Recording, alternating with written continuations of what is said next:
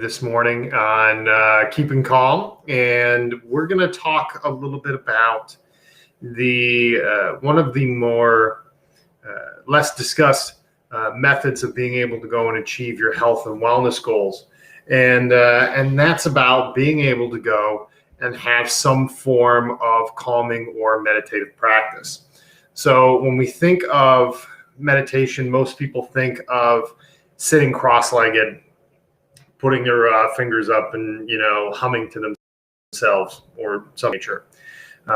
We think sometimes that meditation is a waste of time, that we have so much to do, and that it doesn't feel like, or from the outside looking in, a useful use of our time that we have so very little of. So today, what I wanted to go and show is to sort of dispel some of those myths about being able to go and have a form of stress reduction or meditative practice.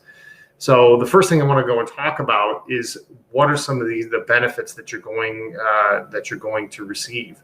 One of the things that I talk about quite frequently with my clients is that we tend to go and we tend to expend more energy out and not bring enough energy in. What I mean by that is that the amount of stress that you put out, we've got to be able to go and balance that with the time we spend relaxing, the time that we spend making sure that we have good nutrition, bringing enough water, getting enough sleep, so on and so forth. And so a meditative practice is very useful for being able to go and achieve balance. So when I look at being able to go and make these types of changes with people, is think about it in a way that you would think about your bank account, right? If you constantly go and spend money, right? You're writing checks, you're swiping the credit card all the time, and we're not bringing enough money back into the bank account. Eventually, you're going to go in the red, and you're not going to be able to go and spend money anymore. So the same thing happens with your body. The amount of energy that you have, right, is again, has to be in balance with the amount of energy that we bring in. So part of that is being able to understand how our hormones work when it comes to our stress hormones versus our rebuilding hormones. So the stress hormones being the production of what's called cortisol and adrenaline. All right, so cortisol and adrenaline are the hormones that help us go and deal with short-term stressors, or long-term if we've been in 2020. But they are produced in response to these short-term stressors. They're meant for us to be able to go and handle the basic fight response. Now, those end up breaking down muscle tissue to produce energy, to produce more sugar, in order for us to be able to go and handle that short-term threat. However, if we're under constant stress all the time, day after day after day after day after day, what happens is that we end up breaking down our muscles too much. We end up decreasing our metabolism. We also end up causing more inflammation in the body, more pain and discomfort, more chronic issues like that. So once we go and realize if we're on this path of getting our health getting worse and worse and worse and worse, we can be able to do something about it. So our hormones that help build us back up are our sex hormones, right? So the testosterone, progesterone, estrogen, they're meant to be able to go and help us find this balance between the breakdown of our body that happens with our stress hormones and then being able to go and have that rest and repair. So that way we can be able to go and see that important balance in our lives. So how do we go and do this with a basic meditative practice? So I always get questions about how to be able to go and do this effectively. Is that a meditative practice doesn't have to go and mean that you're sitting for 30, 40, 50 minutes or an hour going through and sitting in the same position. What I find best is forms of what are called active meditation. So active meditation is what you would think of as I move while I meditate. So there are plenty of different examples of this if you've ever tried practices like Tai Chi or Qigong before.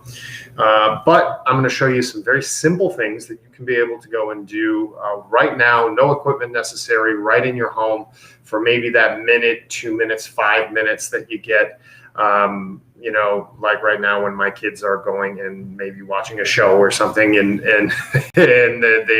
they've kind of got a little bit of distraction. So being able to go and take that moment to be able to go and help to just lower some of those stress hormones and to help balance ourselves. So the first thing I want to show you is what's called a Tai Chi energy push. So I'm going to show this here. Move this back a little bit. So when we're doing a Tai Chi exercise, we're going to be going and moving at the pace of our breathing, and we're going to slow down our breathing, and that helps us be able to lower our stress levels. So I'm just going to go ahead and with my hands, I'm going to take my hands and inhale, let that belly go forward, and exhale, and slowly push forward. I inhale as I bring my hands towards me. Belly goes forward, and then exhale.